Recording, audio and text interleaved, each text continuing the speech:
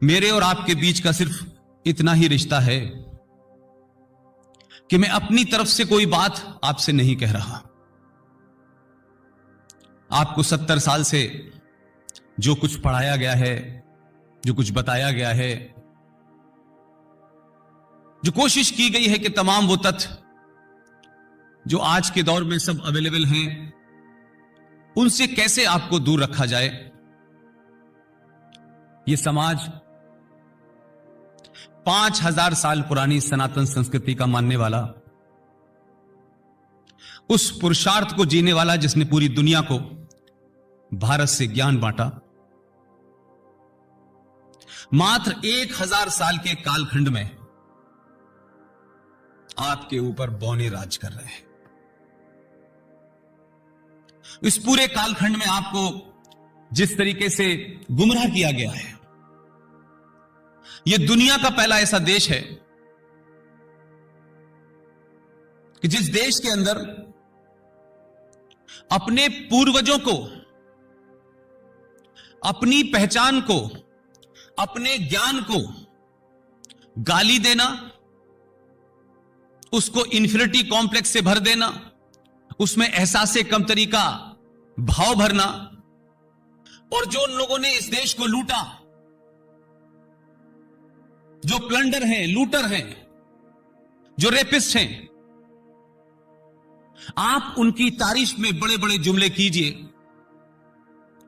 आप उनको बचाइए, आप उनको महान बताइए। ऐसी थ्योरी का नाम इस देश में रखा गया सेकुलरिज्म। लिहाजा जिस सेकुलरिज्म की बात हमसे की गई,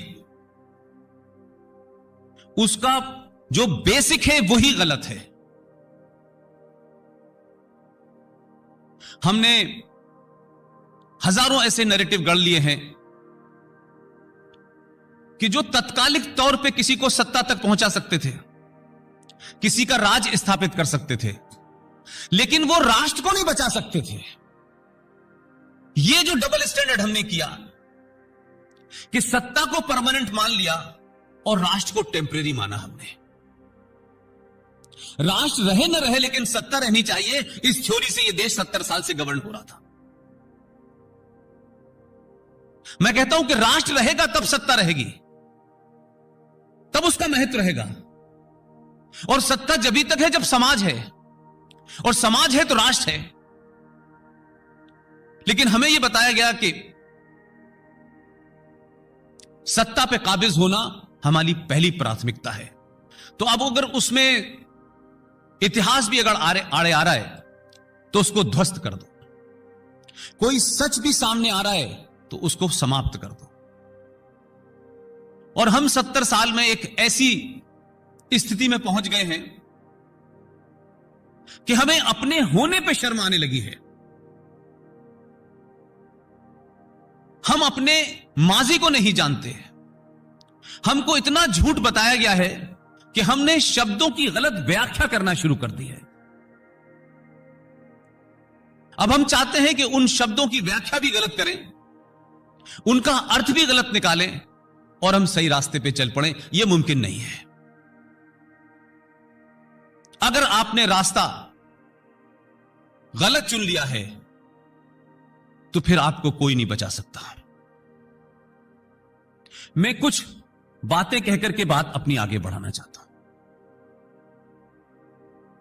कहा गया कि सेकुलरिज्म का मतलब है धर्मनिरपेक्ष।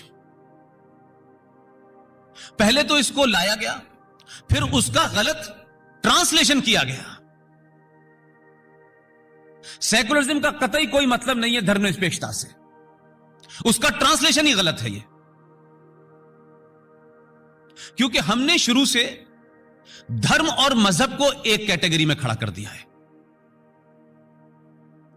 धर्म और मजहब में जमीन आसमान का फर्क है। तो हमको लगता था कि राजनीति में, और जब राजनीतिक लोग राष्ट्र की व्याख्या करने लगते हैं तो ईमानदारी नहीं करते हैं। जो चीज समाज से आनी चाहिए वो राजनीतिक दल समय समय पे उसको बताते हैं। लिहाजा एक नैरेटिव गढ़ा गया गंगा जमुना तहजीब। अब ये गंगा जमुना तहजीब क्या है? ये सन 47 से पहले इसकी चर्चा बहुत कम हुई, लेकिन 47 के बाद इसको बड़ी ताकत के साथ रखा गया। इसी गंगा जमुना तहजीब ने भारत के दो टुकड़े किए मजहब के नाम पे। एक मुल्क बन गया, आपने सब्र कर लिया। आप उस प्रदेश को सोचिए कि आप स्वतंत्रता की लड़ाई मिलकर लड़ रहे थे और आपको आजादी भारत की चाहिए थी। क्या यह मुमकिन है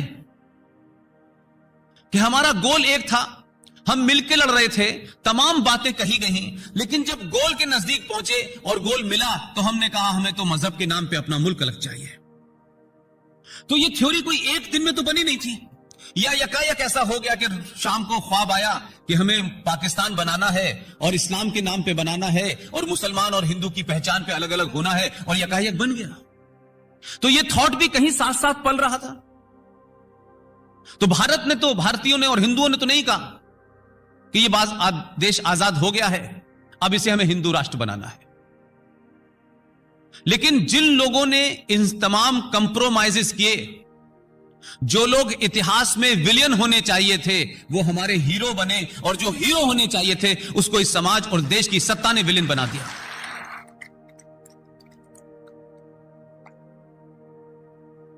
मैं इस बात से जरूर खुश हूं कि किसी भी देश के इतिहास में 70 साल कोई बहुत बड़ा लम्हा नहीं होता है, और जब हम 1000 साल की उस दास्ता के और गुलामी के युग से बाहर निकले हों तब तो बहुत कम समय होता है। लेकिन हमारा समाज जो हर चीज पे सवाल उठाता है, उठाना चाहिए। हम लोग वाइब्रेंट सोसाइटी के लोग हैं, हम किसी एक पैगंबर के मानने वाले नहीं हैं, हमारे धर्म का कोई संस्थापक नहीं है। हम धर्म हैं और मजहब हैं। मजहब में संस्थापक होता है, उसका पैगंबर होता है। धर्म का ना कोई संस्थापक होता है ना कोई पैगंबर होता है। धर्म अनादिकाल से चलता है और अनादिकाल तक चलता है।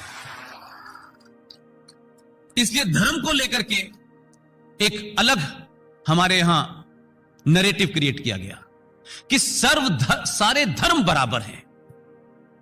यह राजनीतिक तौर पे बहुत अच्छा जुमला लगता है, बहुत खूबसूरत लगता है, लेकिन यथार्थ यह नहीं है। धर्म और मजहब को अलग अलग रखिए। तो एक जुमला चला, क्योंकि मुल्क बन चुका था पाकिस्तान, और यहां के बहुत सारे लोगों को जो एक्सीडेंटल प्राइम मिनिस्टर थे, एक्सीडेंटल हिंदू थे, ये नैरेटिव हमने गढ़े। मजहब नहीं सिखाता आपस में बैर रखना, हिंदी है हम, वतन है हिंदुस्तान हमारा, ये कहते ही बड़ी तालियां बजती है हमारे देश में।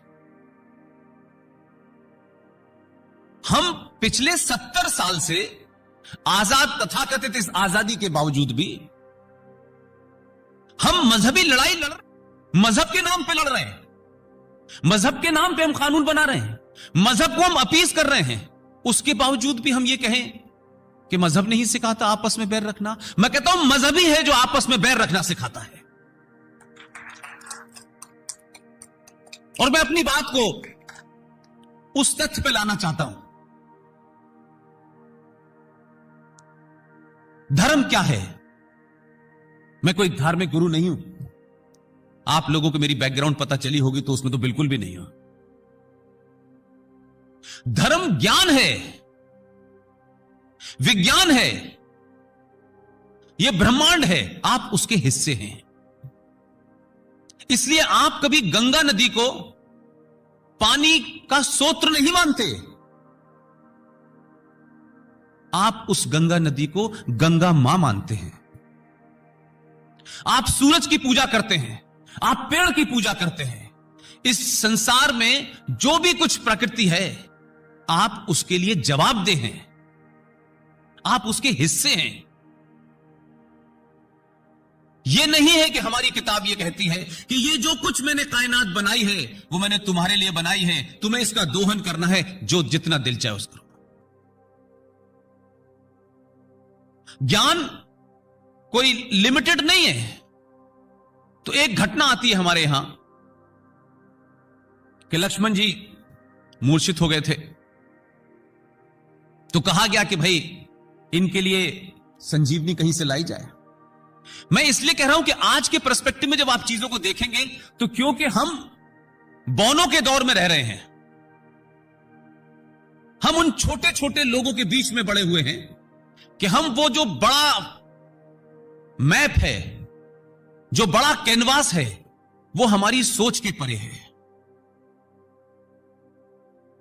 अब हमने समझा कि संजीवनी जब लेने गए थे हनुमान जी, तो कोई जड़ी बूटी थी,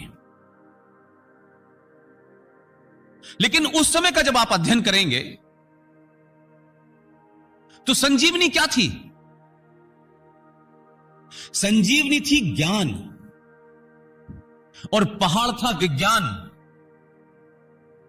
और जो आदमी मृत शैया पे है वो है अज्ञान।